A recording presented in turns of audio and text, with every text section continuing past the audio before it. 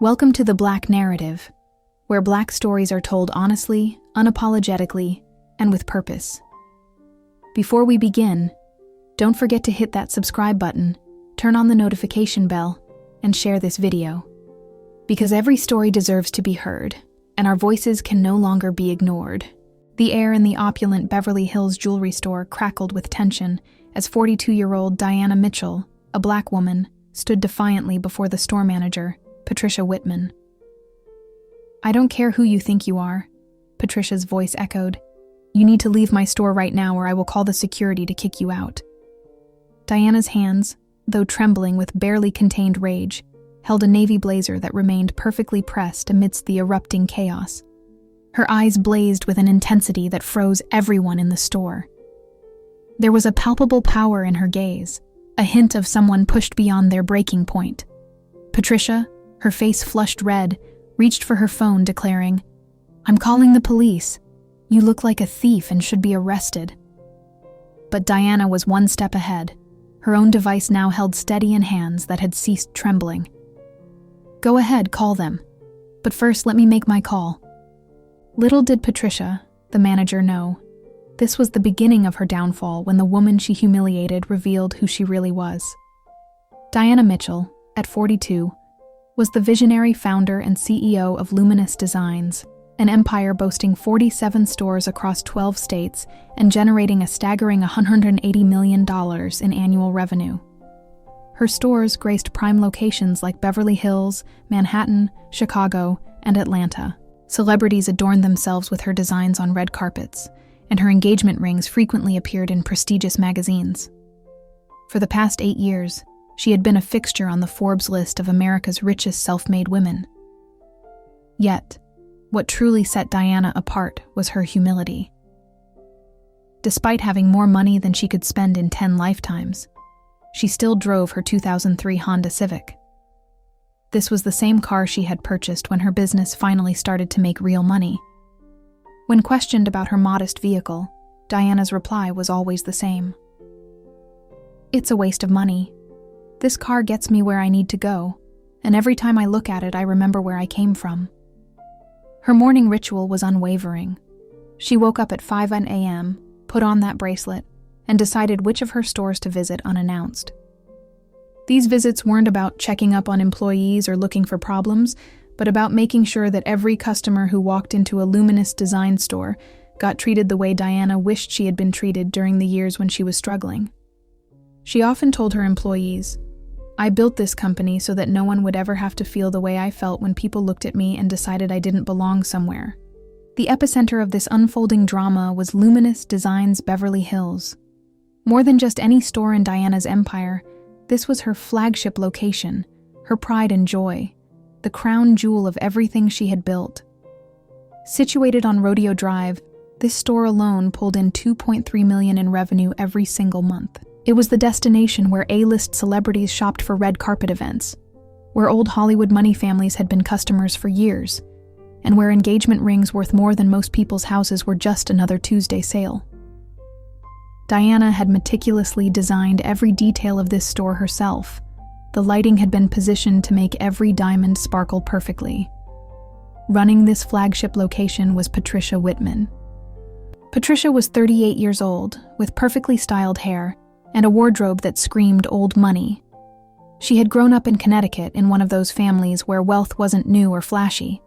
It was just a fact of life, like having blue eyes or brown hair. Patricia viewed her new job as more than just managing a store. In her mind, she had been elevating the brand. She had been bringing a level of sophistication and exclusivity that she felt the company needed. Patricia had genuinely believed that not every customer was right for Luminous Designs, and she had taken it upon herself to decide who was worthy of the full Luminous experience. Her team included 26-year-old Kevin Taos, the assistant manager, who was everything Patricia wasn't. Then there was 23-year-old sales associate Ashley Chen, who represented everything beautiful about Diana's vision for her company. Finally, there was 45-year-old Marcus Johnson, the security guard who had needed this job more than anyone else in the store. On this particular morning, Diana had decided to make one of her surprise visits to the Beverly Hills store. She had climbed into her Honda Civic, the same car that always got strange looks when she parked it in front of luxury stores, and had driven through the streets of Beverly Hills toward the store that represented everything she had worked for. Upon entering her Beverly Hills flagship store, the first thing Diana had noticed wasn't the gleaming displays or the soft classical music. It had been that one of the display cases was slightly crooked, but Diana hadn't said anything about it. This had been supposed to be an unannounced visit to observe how her store operated when the CEO wasn't expected. She had straightened her navy blazer, touched her grandmother's bracelet for luck, and walked deeper into the store she had designed from the ground up. Diana had headed straight for the centerpiece of the entire store, the Aurora collection. This hadn't been just any jewelry display. This had been Diana's personal masterpiece, a $2 million collection of rare diamonds that represented the absolute pinnacle of her company's craftsmanship. The Aurora necklace had been priced at $350,000, and Diana had considered it one of the most beautiful pieces she had ever seen. As Diana had approached the Aurora display, Patricia had noticed her and walked over with what appeared to be a friendly smile. But if you had looked closely, you could have seen that Patricia's smile hadn't quite reached her eyes. She had already sized up Diana based on her appearance and made assumptions about what kind of customer she was dealing with. "Hi there," Patricia had said in a voice that was just a little too cheerful, a little too condescending. Diana, who had had no idea that she was being judged, had responded with genuine enthusiasm. "Yes, I'd like to see the Aurora collection." The moment Diana had said those words, Patricia's fake smile had faltered. The Aurora collection hadn't been something you showed to casual browsers. These had been museum-quality pieces that required serious buyers with serious money. Patricia's voice had taken on a different tone as she said, "Oh, those are our premium pieces.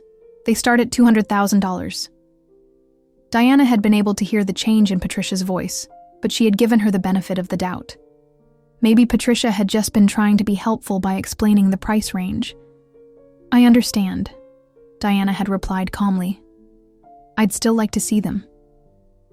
Now, Patricia had been in an uncomfortable position. She hadn't been able to just refuse to show the jewelry. That would have been too obviously discriminatory. But she also hadn't wanted to waste time with someone she had decided couldn't afford these pieces. So, she had tried a different approach. "Do you mind if I ask what the occasion is?" Patricia had asked, hoping to find a reason to steer Diana toward less expensive options. Diana had been genuinely puzzled by the question. In all her years of buying and selling jewelry, she had never been asked to justify why she wanted to look at something. "Does it matter?" she had asked. Reluctantly, Patricia had unlocked the Aurora display case, but she had hovered over it protectively, like she was guarding the crown jewels from a potential thief. She had moved slowly, clearly hoping that Diana would get bored and walk away. But Diana hadn't walked away. Instead, she had leaned in to examine the pieces with the practiced eye of someone who had been in the jewelry business for over 2 decades. She had pointed to the centerpiece necklace and said, "The cut on this diamond is exceptional. Colombian origin." Patricia had been completely caught off guard. How had this woman known about diamond origins just by looking? Customers didn't usually have that kind of knowledge. "How did you... yes," Patricia had stammered.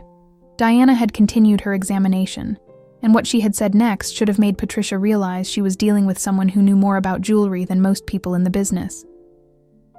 "The clarity is flawless, but I noticed the setting could be improved. The prongs are slightly uneven." Now, Patricia had been getting defensive. No one had criticized the craftsmanship in her store, especially not some random customer who had driven up in a Honda Civic. "Our pieces are crafted by master jewelers," she had said stiffly. Diana, still trying to be diplomatic, had replied, "I'm sure they are. I'm just very particular about quality." That's when everything had changed. The front door had chimed, and in had walked Mr. and Mrs. Blackstone, a wealthy white couple in their 60s who were regular customers. Patricia's entire demeanor had transformed instantly. Her face had lit up with genuine excitement, and she had practically bounced on her toes as she greeted them. "Excuse me," Patricia had said to Diana without even looking at her. "I need to help these important customers." Patricia had rushed over to the Blackstones with the kind of enthusiasm she should have shown every customer. "Mr. and Mrs. Blackstone, how wonderful to see you. What brings you in today? Are you looking for something special for your anniversary?" Diana had been left standing alone next to the open display case, completely ignored. She had been able to hear every word of Patricia's conversation with the Blackstones, and what she had heard had made her stomach turn. "Sorry for the delay," Patricia had said to the Blackstones, glancing back at Diana. "We get all kinds wandering in here." Diana had stood there trying to process what she had just heard. In 23 years of building her business, she had experienced discrimination before, but never in her own store. Never from someone she was paying to represent her company's values. Ashley Chen, the young art student who worked as a sales associate, had noticed what was happening. She had been able to see Diana standing alone, clearly being ignored, and it had bothered her. Ashley had been raised to treat people with respect, regardless of what they looked like or where they came from. Ashley had approached Diana with a genuine smile. "Ma'am, can I help you with anything?"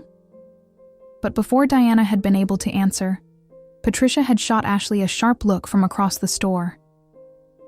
"Ashley, please organize the back inventory," Patricia had called out, her voice carrying just enough authority to make it clear this hadn't been a request.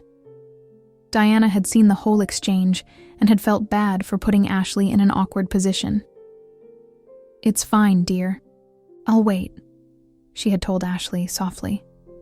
And wait, she had. For 15 long minutes, Diana had stood in that store, watching Patricia fawn over the Blackstones while completely ignoring her. Diana had watched Patricia show the Blackstones piece after piece, explaining the history and craftsmanship of each one.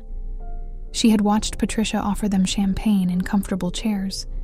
She had watched Patricia treat them exactly the way every customer should have been treated in a Luminous design store. Meanwhile, Diana had stood next to the still open Aurora display case, invisible. After 15 minutes of being ignored, Diana had decided she had given Patricia enough chances to do the right thing. She had walked back over to where Patricia was still chatting with the Blackstones and politely interrupted. "Excuse me," Diana had said, her voice still calm and professional. "I'm still interested in the Aurora piece." Patricia had turned to look at Diana with barely concealed annoyance. She had been clearly irritated that Diana hadn't taken the hint and left. "Look," Patricia had said, not even trying to hide her frustration anymore. "Those pieces require serious financial commitment. Maybe you'd be more comfortable in our cheaper fashion jewelry section." The fashion jewelry section? Patricia had been literally trying to redirect Diana to the cheapest items in the store, pieces that cost under $500 because she had decided that Diana couldn't afford anything expensive. Diana had felt her jaw tighten, but she had kept her voice steady. "I'd like to purchase the Aurora necklace, the $350,000 piece." Patricia laughed. Not a polite chuckle, but a genuine laugh, as if Diana had just told her the funniest joke she had ever heard.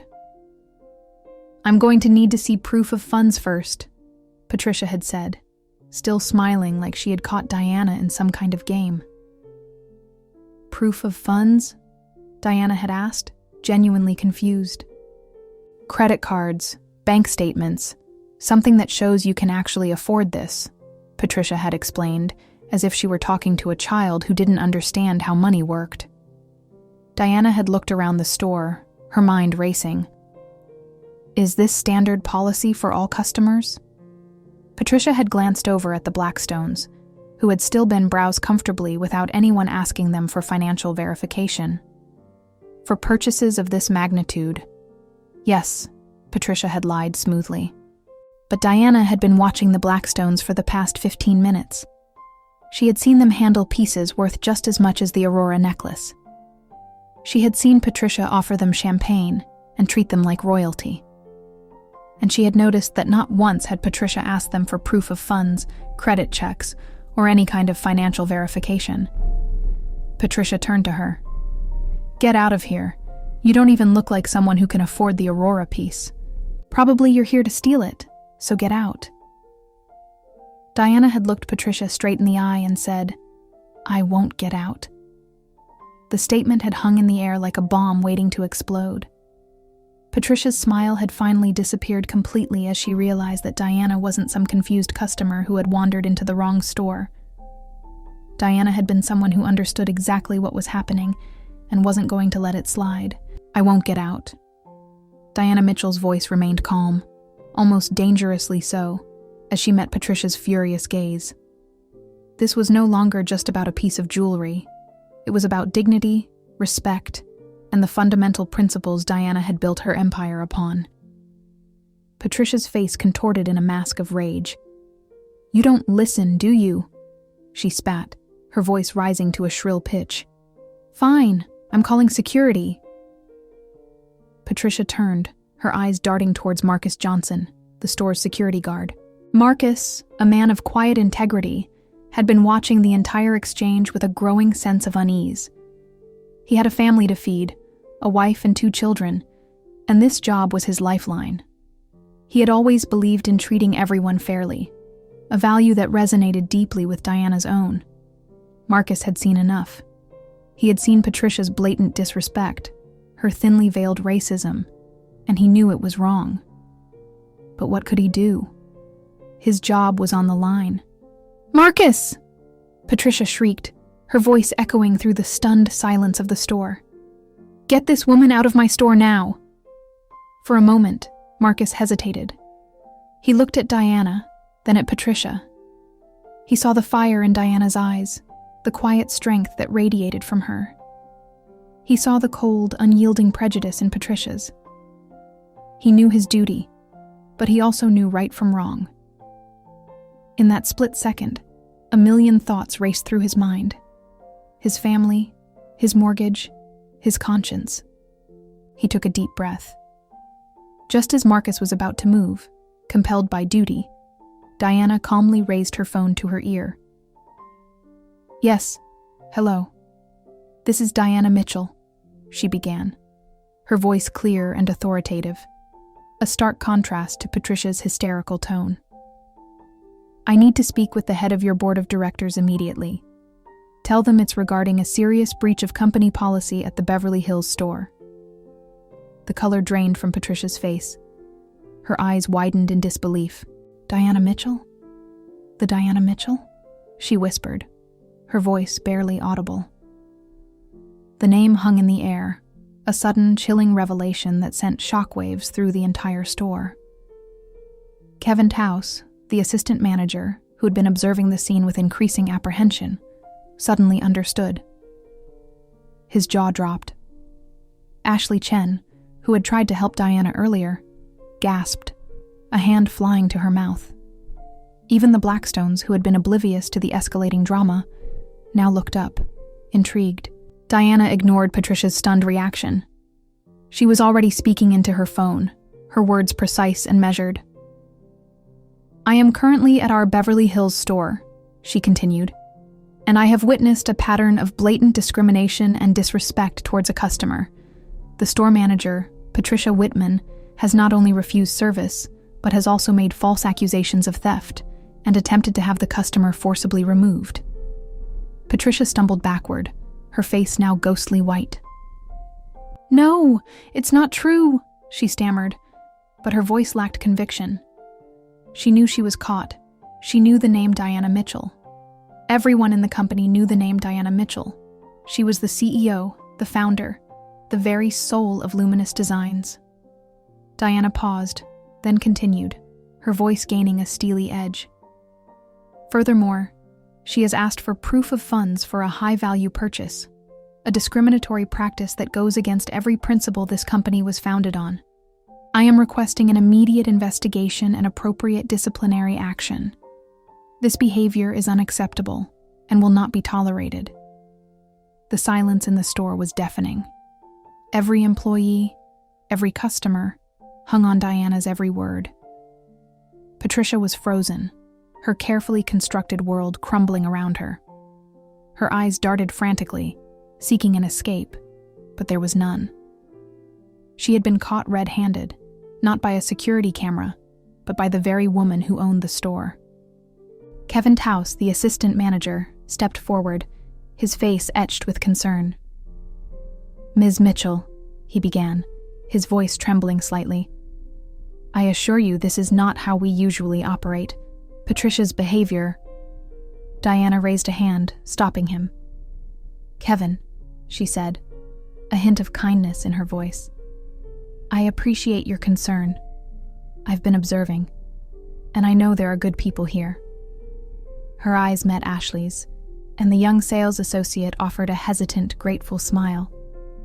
Patricia, realizing the gravity of her situation, tried one last desperate attempt to salvage her career. "Ms. Mitchell, I didn't know," she pleaded, her voice cracking. I made a mistake. Please, I can explain." Diana turned to Patricia, her expression unyielding. "You thought you knew exactly who I was, Patricia. And you were wrong. You assumed, you judged, and you acted with prejudice. This is not just a mistake. It is a fundamental betrayal of everything Luminous Designs stands for." The conversation on the phone was nearing its end. "Yes, I will be here until this matter is resolved," Diana stated firmly. "Thank you. I expect a prompt response." She lowered her phone, her eyes fixed on Patricia. The game was over. The powerful CEO, disguised as an ordinary customer, had just laid bare the truth of the discrimination in her own store. And Patricia Whitman, the manager who had prided herself on exclusivity, was about to learn a very hard lesson about true worth. The phone call ended, and the oppressive silence in the Luminous Designs Beverly Hills store was finally broken by a different kind of sound. The brisk, purposeful footsteps of the regional manager and 2 members of the board of directors, who arrived within minutes. Their faces were grim, their expressions a mixture of urgency and professional concern. They had been summoned by Diana Mitchell herself, and they knew the gravity of the situation. The regional manager, a stern-faced woman named Eleanor Vance, immediately addressed Patricia. "Patricia Whitman," she began, her voice devoid of emotion. "Effective immediately, your employment with Luminous Designs is terminated." Patricia gasped, a small choked sound. "No, you can't," she cried, her eyes wide with panic. "This is a mistake. I didn't know who she was." Eleanor's gaze was cold. "Ignorance is no excuse for discrimination, Patricia. Your actions today are a direct violation of our company's core values and employment contract. We have a zero-tolerance policy for such behavior." The board members nodded in agreement, their faces unyielding. One of them, a man with silver hair and sharp eyes, spoke next. "Ms. Whitman, your conduct has caused immense damage to our brand and, more importantly, has deeply offended the very person who built this company from the ground up." He gestured towards Diana, who stood silently, observing the scene with a quiet authority. Patricia turned to Diana, her eyes pleading, desperation etched across her face. "Ms. Mitchell, please, I beg you. Give me another chance. I have bills to pay, a mortgage." Diana stepped forward, her voice cutting through Patricia's desperate pleas. "Patricia," she said, her tone firm but not unkind. "You had your chance. Every customer who walks through these doors deserves respect. Every single one. And you failed to provide that. Not because of ignorance, but because of prejudice." The security guard, Marcus Johnson, who had been watching the entire exchange, felt a wave of relief wash over him. He had known Patricia's behavior was wrong, and seeing justice served, even in this painful way, affirmed his own sense of integrity. "Marcus," Diana said, turning to him, her voice softer. "Thank you for not escalating the situation. I saw your hesitation. I saw that you understood what was truly happening." Marcus nodded, a small, grateful smile touching his lips. Then Diana turned to Kevin Taus, the assistant manager. "Kevin," she began, a genuine warmth in her voice. Your conduct today was exemplary. You showed true leadership and a commitment to our values. Effective immediately, you are promoted to store manager of this Beverly Hills flagship location." Kevin's eyes widened in shock, then filled with tears of gratitude. "Ms. Mitchell, I don't know what to say. Thank you." "And Ashley," Diana continued, turning to the young sales associate who had tried to help her. "Your compassion and willingness to assist, despite being ordered otherwise, did not go unnoticed. You have a bright future with Luminous Designs. I'd like you to be Kevin's assistant manager, starting today." Ashley gasped, her hand flying to her mouth in surprise and joy. "Oh, Ms. Mitchell, thank you! I won't let you down!" The Blackstones, who had witnessed the entire dramatic unraveling, now approached Diana. "Ms. Mitchell," Mr. Blackstone said, his voice filled with admiration, "we are deeply sorry for what you experienced here today. We are longtime customers and we are appalled. But we are also incredibly impressed by your handling of this situation. You are a true inspiration." Diana smiled warmly at them. "Thank you. It means a lot to hear that." As Patricia was escorted out of the store by one of the board members, her head hung low in defeat, Diana took a deep breath. The tension that had gripped the store slowly began to dissipate, replaced by a sense of quiet calm.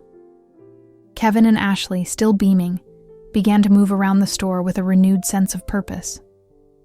Marcus returned to his post, a new spring in his step. Diana then walked back to the Aurora display case, which was still slightly crooked. With deliberate movements, she reached out and gently straightened it, aligning every piece of jewelry perfectly. It was a symbolic act, restoring order and balance, not just to the physical space, but to the values of her company.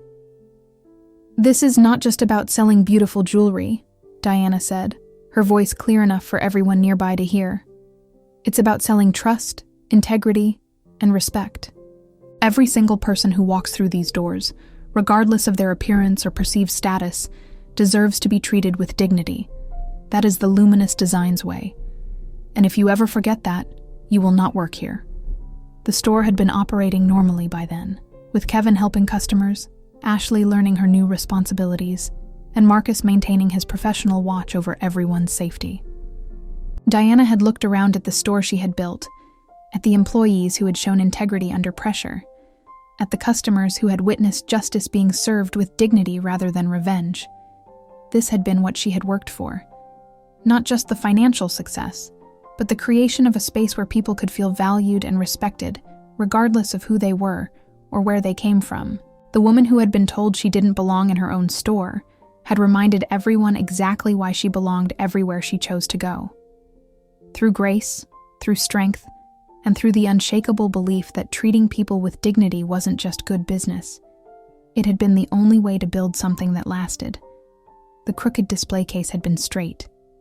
The discriminatory manager had been gone. And Diana Mitchell had once again proven that the most powerful response to prejudice wasn't anger.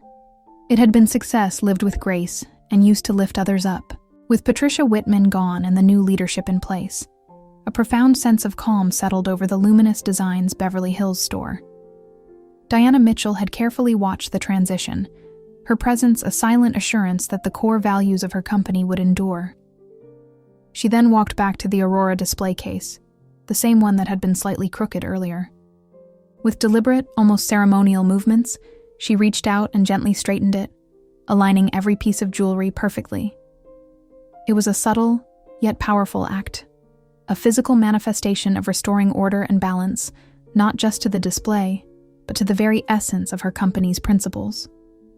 "This is not just about selling beautiful jewelry," Diana said, her voice clear and resonant, carrying to everyone nearby who was now listening intently. "It's about selling trust, integrity, and respect. Every single person who walks through these doors, regardless of their appearance or perceived status, deserves to be treated with dignity. That is the Luminous Designs way. And if you ever forget that, you will not work here." Her words were a firm reminder, a non-negotiable standard that had always been the foundation of her empire. The store was now operating as it should. Kevin, with a new confidence stemming from his promotion, was already helping a customer, his voice friendly and professional. Ashley, eager to learn her new responsibilities as assistant manager, was diligently organizing inventory, a bright future ahead of her. Marcus, the security guard, stood at his post, a subtle spring in his step, his professional watch over everyone's safety now reinforced by a clear sense of purpose and justice. Diana looked around the store she had painstakingly built from the ground up. She saw the sparkling displays, the soft, inviting lighting, and most importantly, the faces of employees like Kevin and Ashley, who had shown integrity under pressure. She saw the customers, like the Blackstones, who had witnessed not just a dramatic event, but justice being served with dignity rather than revenge. This was what she had truly worked for, not merely the financial success and the envy of the business world, but the creation of a space where people could feel valued and respected, regardless of who they were or where they came from. The woman who had been told she didn't belong in her own store had, through her actions and her unwavering principles, reminded everyone exactly why she belonged everywhere she chose to go. Her response to prejudice wasn't anger or retaliation, but a powerful demonstration of grace, strength, and an unshakable belief that treating people with dignity wasn't just good business practice. It was the only way to build something truly lasting, something that transcended material wealth. The crooked display case had been straightened. The discriminatory manager had been removed. And Diana Mitchell had once again proven that the most powerful response to injustice wasn't loud confrontation, but quiet, unwavering success, lived with grace and used to lift others up. Her legacy was not just in the diamonds and the dazzling designs, but in the unwavering commitment to human dignity that shone even brighter. That's today's story from the Black Narrative. If it moved you or opened your eyes, don't forget to like, comment, and share it with someone who needs to hear this. And most importantly, subscribe so you never miss another powerful story. Until next time, stay strong, stay loud, and stay part of the narrative.